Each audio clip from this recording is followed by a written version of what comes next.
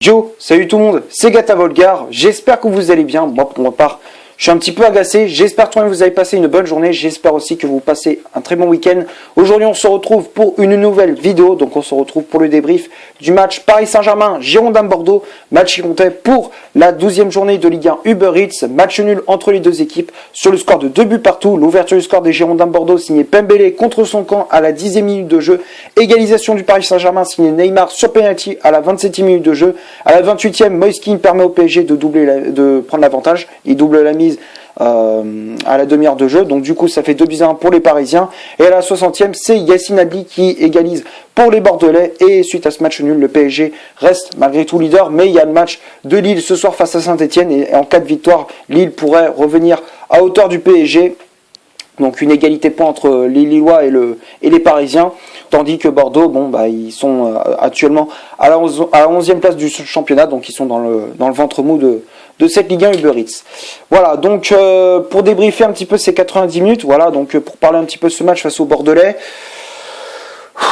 voilà, franchement, ça devient compliqué. Franchement, ça vient très compliqué. Il n'y a pas qu'en Ligue des Champions qu'il faut tirer la sonnette d'alarme. Il y a aussi en Ligue 1 parce que après la défaite le week-end dernier face à Monaco, là tu fais match nul à domicile face à Bordeaux. Ça devient compliqué. Là, même si c'est le premier match nul de la saison, t'évites la défaite, mais quand même, t'es pas censé faire match nul. Voilà, contre Bordeaux, t'es pas censé. Mais avec tout le respect que j'ai pour cette équipe bordelaise, t'es pas censé faire match nul. Alors que pourtant, même si, voilà, pour débriefer un petit peu ces 90 minutes, voilà, 45 premières minutes, bon.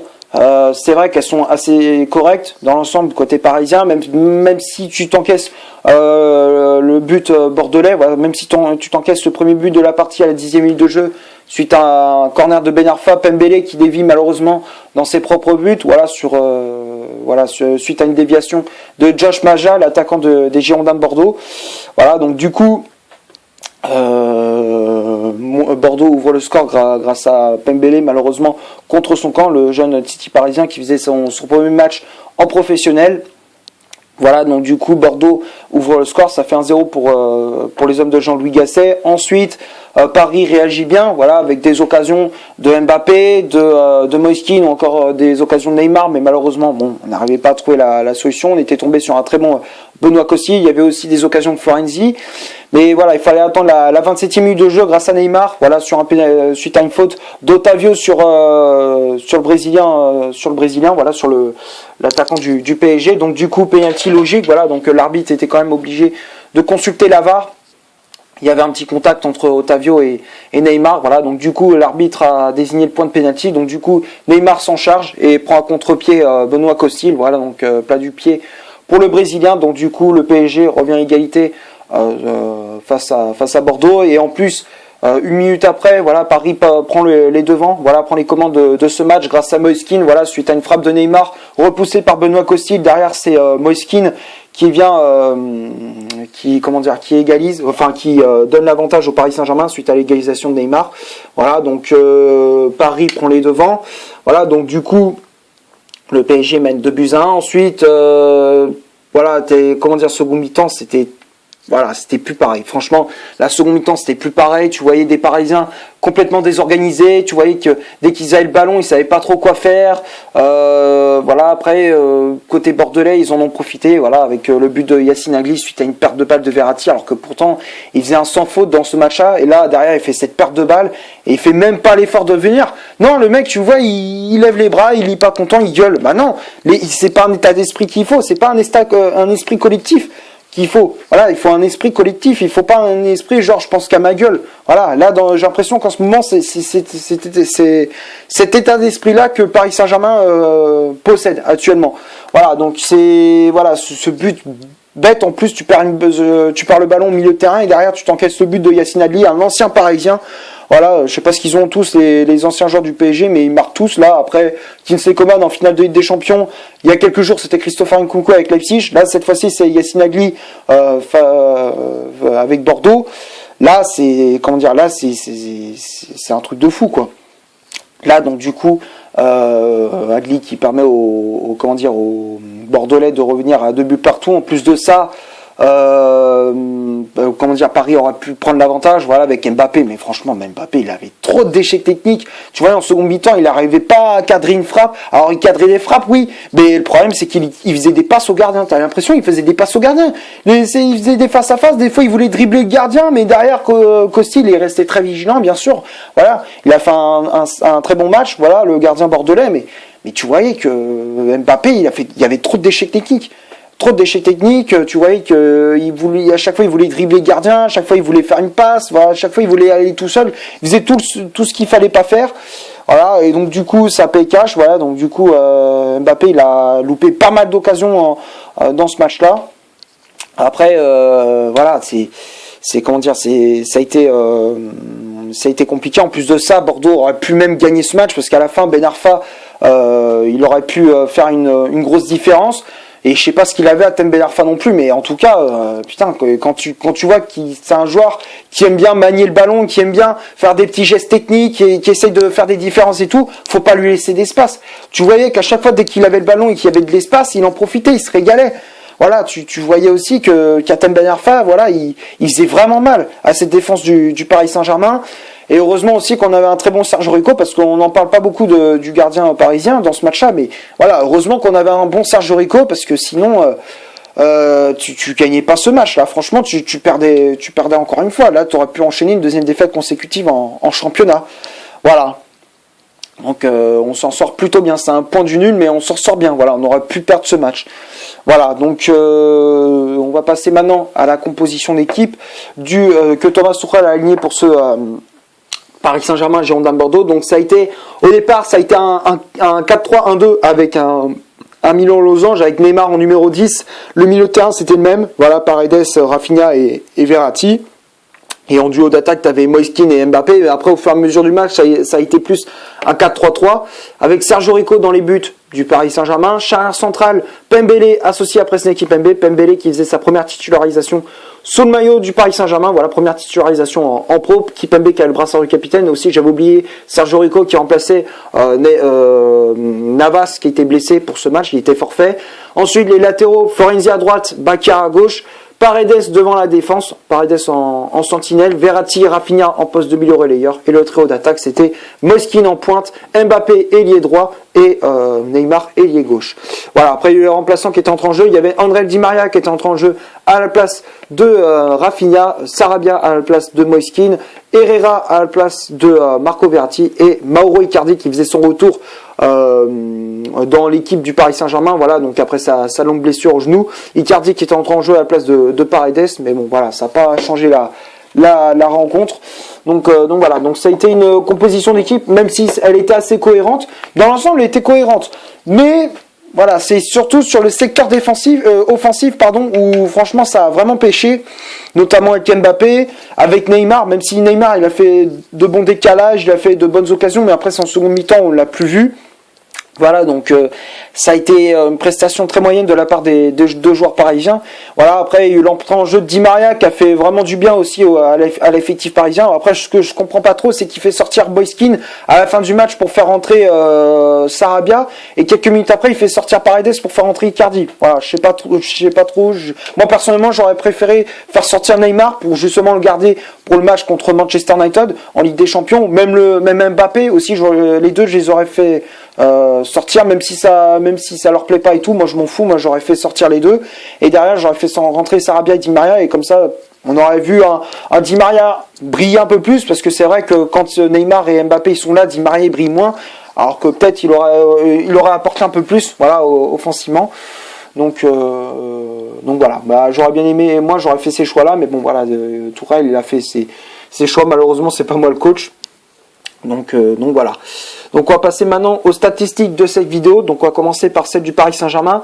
Les Parisiens, c'est 66% de possession de balle, 14 corners, 14 tirs au total, dont 9 tirs cadrés, 4 positions de hors-jeu et 8 fautes commises. Donc tout ça c'est du côté du PSG. Du côté des Girondins de Bordeaux, c'est 34% de possession de balle, 5 corners, 13 tirs au total, donc 4 tirs cadrés, une position de hors-jeu et 10 fautes commises. Donc tout ça c'est du côté des Bordelais. Voilà, donc quand on regarde les statistiques, ça représente la physionomie de ce match. Le PSG qui avait le ballon, c'est vrai qu'ils avaient le ballon, ils avaient une possession de balle très stérile. C'est vrai qu'ils ont eu beaucoup de pieds arrêtés et tout, mais bon voilà, c'est vrai qu'on a eu du mal à trouver Kipembe, à trouver aussi Pembele, voilà les deux défenseurs parisiens, voilà les deux titis parisiens, voilà sur coup de pied arrêté. Voilà, après en termes d'occasion, c'est vrai qu'on a tiré pas mal de fois au but. Il y a eu voilà, c'est vrai qu'on a cadré nos tirs, mais voilà, il y avait trop de déchets techniques, surtout avec Mbappé.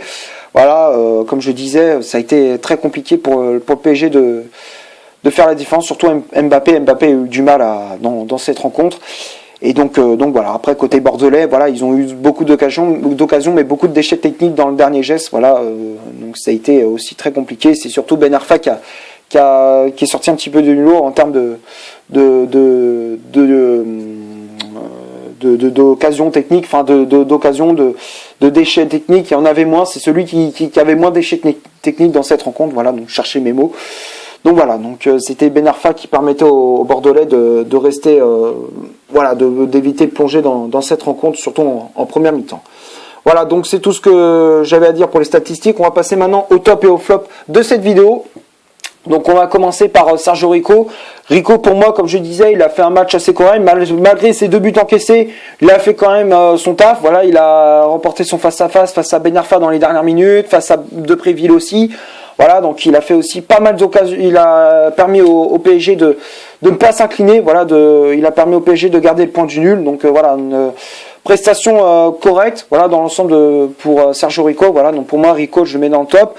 Ensuite, la charge centrale, Pembele et Kipembe, dans l'ensemble, ils ont fait un bon match. Pembele, malgré son but contre son camp, il était quand même assez solide derrière. Voilà, il a fait quand même une bonne prestation. Il a quand même permis au PSG de limiter la casse. Voilà, tout comme Presnel Kipembe, les deux dans l'ensemble, ils ont été plutôt complémentaires. Voilà, donc pour moi, Kipembe et Pembele, les deux, je les mets dans le top. Après, les latéraux, Florenzi et Bakker. Offensivement, ils ont apporté, les deux, ils ont été assez intéressants. Voilà, offensivement, Bakker, il a fait pas mal de centres, il a apporté. Voilà, même si voilà, des fois, ces centres en première mi-temps, ils n'ont pas toujours été précis, mais voilà, en second mi-temps, il a rectifié le tir et il a fait de bons centres. Voilà, après défensivement, mais il a été un petit peu en difficulté, mais après ça allait. Il a quand même réussi à être assez costaud. Voilà, donc pour moi, Michael Bakker, je le mets dans le top. Florenzi, pareil. Florenzi qui a fait une bonne prestation. Voilà, offensivement, il a énormément apporté au Paris Saint-Germain. Défensivement, il est un petit peu en difficulté aussi, mais voilà, il a réussi quand même à faire une bonne prestation. Voilà, il a été quand même assez costaud défensivement. Voilà, donc pour moi, Florenzi, je le mets dans le top. Ensuite, le milieu de terrain, Paredes, Rafinha, Verratti. Paredes, première mi-temps, ça allait. Second mi-temps aussi. Enfin, même s'il a été un peu plus en difficulté, Paredes, il a fait quand même une prestation assez correcte. Voilà, donc pour moi, Paredes, je le mets dans le top. Après, le milieu de terrain, après les 2000 relayeurs, pardon, les deux autres milieux de terrain, Rafinha et Verratti, les deux, je les mets dans le top. Malgré cette perte de balle au milieu de terrain, Marco Verratti a fait quand même énormément bien au milieu parisien. Voilà, donc tu voyais qu'il il a récupéré pas mal de ballons au milieu de terrain, il s'est projeté pas mal de fois vers l'avant, il a fait de bons décalages. Voilà, donc dans l'ensemble, Verratti, il a fait une bonne prestation malgré cette perte de balle qui a coûté un but au PSG.